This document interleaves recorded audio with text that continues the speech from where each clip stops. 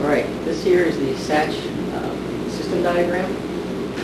One of our goals was to be transparent to the other members of the Spectre team as a whole.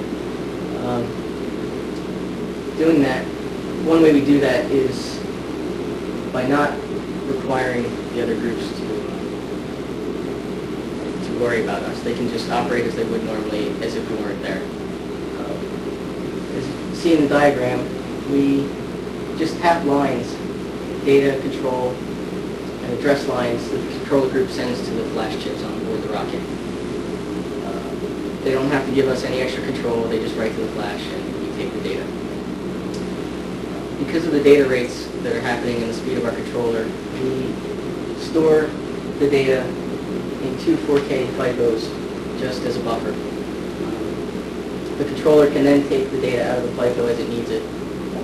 It mixes in some analog data that NASA will use.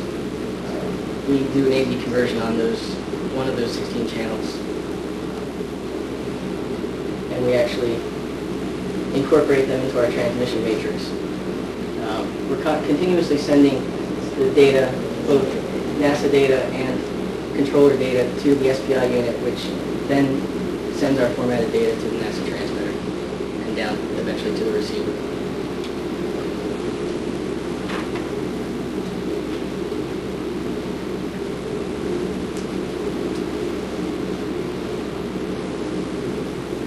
This is the transmission matrix that we have to, this is the format we have to put our data into. The first column is a subframe sequence number.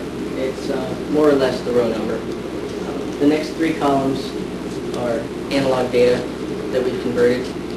NASA, in return for the transmitter they've given us, they want us to send them this analog data. Two of the channels they want more frequently than others. The other 26 columns are actual scientific data and some control data of ours, and in some cases empty data. And the last two columns are frame sync.